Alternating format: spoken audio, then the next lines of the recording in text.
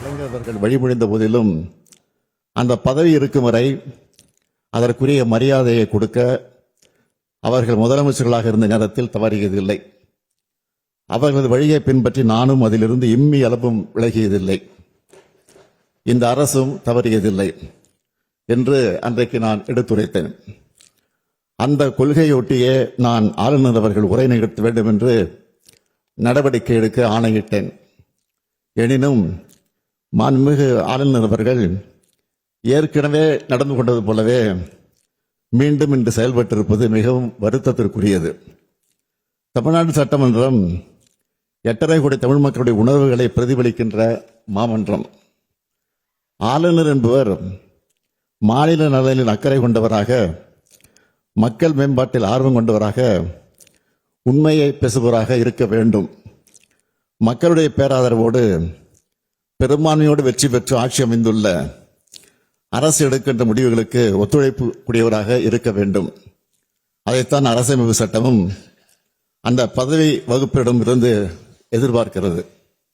ஆனால் நம்முடைய ஆளுநர் அவர்கள் அதற்கு மாறாக செயல்படுகிறார்.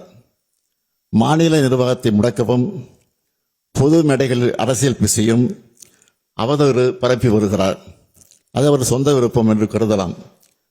எனினும் அத்தகைய ஒரு முயற்சியை இங்கும் செய்ய அவர் முனைவது ஏற்புடையது அல்ல. 100 ஆண்டு விழா கொண்டாடி சீரும் சிறப்போடு இயங்குகின்ற பேரவையின் புகழ் மங்கிடாத வகையில் பாதுகாத்து வந்த சான்றோர்களின் வழித்தடத்தினை பின்பற்ற வேண்டிய கடமை நமக்கு உள்ளது. வரலாற்று பெருமை கொண்ட இப்பேரவையின் மாண்பினை பாதுகாக்க வேண்டிய முதல் பொறுப்பு எனக்கு உள்ள காரணத்தால் கீழ்காணும் தீர்மானத்தை மாண்புமிகு பேரவைத் தலைவர்களின் இசைவோடு சட்டமன்ற பேரவை விதி 17 தளர்த்தி முன்மொழிந்திட அனுமதி கோருகிறேன். அனுமதி அளிக்கப்படுகிறது. நன்றி. தீர்மானம். ஏற்கனவே உள்ள நடைமுறைகளை பின்பற்றி தமிழ்நாடு அரசால் தயாரித்து அனுப்பி வைக்கப்பட்ட ஆளுநர் உரையை பேரவையில் படிக்காமல் மாண்புமிகு ஆளுநர் அவர்கள் சென்று வருவதை இப்பேரவை ஏற்கவில்லை. மாண்புமிகு ஆளுநர் அவர்களுக்கு அனுப்பி வைக்கப்பட்ட சட்டமன்ற உறுப்பினர்கள் மேசையில் உள்ள கணினியில் பதிவேற்றம் செய்யப்பட்ட ஆளுநர் உரையின் ஆங்கில மொழியாக்கம் இங்கே மாண்புமிகு ஆளுநர் அவர்களால் படிக்கப்பட்டதாக இப்பேரவை கருதுகிறது. அவ்வாறே அவை குறிப்பில் நடவடிக்கை குறிப்புகள் இடம்பெறலாம். மேலும் மரபு வழி நிகழ்வுகள் மாண்புமிகு பேரவைத் தலைவர்களால் படிக்கப்பெறவுள்ள ஆளுநர் உரை தமிழாக்கம் மற்றும் நான் முன்மொழிகின்ற தீர்மானம் அதன் முடிவு ஆகியவை மட்டும் பேரவை நடவடிக்கை குறிப்பில் இடம்பெறலாம் எனும் தீர்மானத்தை நான் மொழிகிறேன்.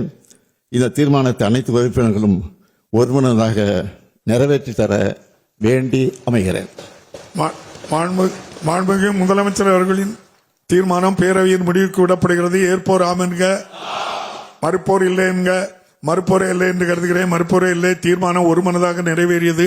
இன்று சட்டமன்ற உறுப்பினர்களின் கணினியில் பதிவேற்றம் செய்யப்பட்ட ஆளுநர் உரையின் ஆங்கிலம் மற்றும் தமிழில் அச்சிடப்பட்ட பகுதிகள் மட்டுமே அவை குறிப்பில் இடம்பெறும்.